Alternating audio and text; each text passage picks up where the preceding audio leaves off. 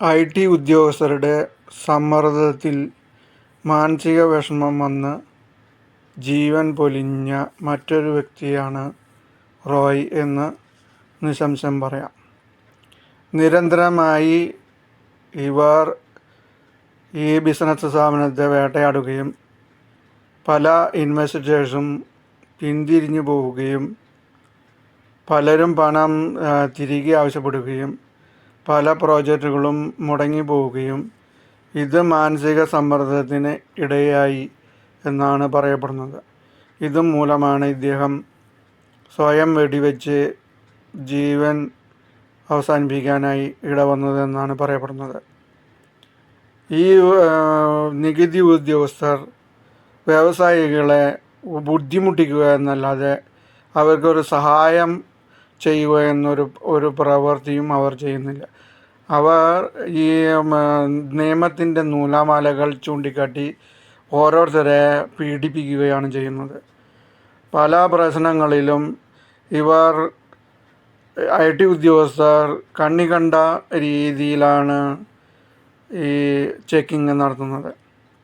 പലരെയും പോലീസിൻ്റെ സഹായത്താൽ വ്യവസായികളെ ബുദ്ധിമുട്ടിക്കുക, അവരുടെ ഇൻവെസ്റ്റേഴ്സിനെ പിന്തിരിപ്പിക്കുക, ഇതൊക്കെയാണ് ഇവരുടെ മെയിൻ ഹോബി.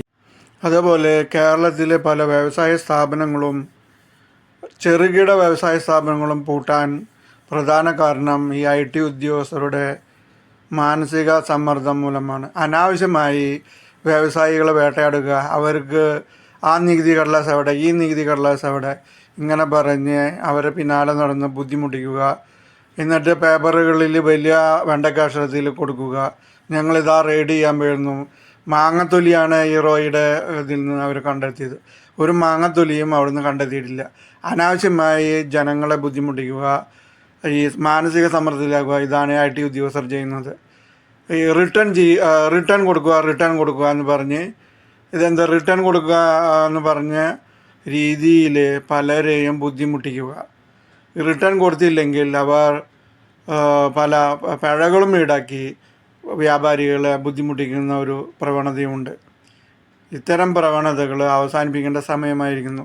ചൈനയിലൊക്കെ ഒരു വ്യവസായം എങ്ങനെ പുതിയത് തുടങ്ങാമെന്ന് ആലോചിക്കുമ്പോൾ അവർക്ക് വേണ്ട സഹായങ്ങൾ ഉദ്യോഗസ്ഥർ ചെയ്തു കൊടുക്കുമ്പോൾ ഇവിടെ സഹായമല്ല, മറിച്ച് ഒരു സ്ഥാപനം എങ്ങനെ പൂട്ടിക്കാം എന്ന നിലയ്ക്കുള്ള രീതിയിലാണ് ഇവിടുത്തെ ഉദ്യോഗസ്ഥർ ഇടപെടുന്നത്. അതായത് ഉദ്യോഗസ്ഥർക്ക് മാത്രം ജീവിച്ചാൽ മതി, മറ്റുള്ള ആൾക്കാരൊന്നും ഇവിടെ ജീവിക്കാൻ പാടില്ല, ഇവരെ പോലീസിനെ പിടിച്ച് സമ്മർദ്ദത്തിലാക്കുക, ഇതൊക്കെയാണ് ഇവരുടെ മെയിൻ മോഡ്. ഇത് അവസാനിപ്പിക്കേണ്ട കാലം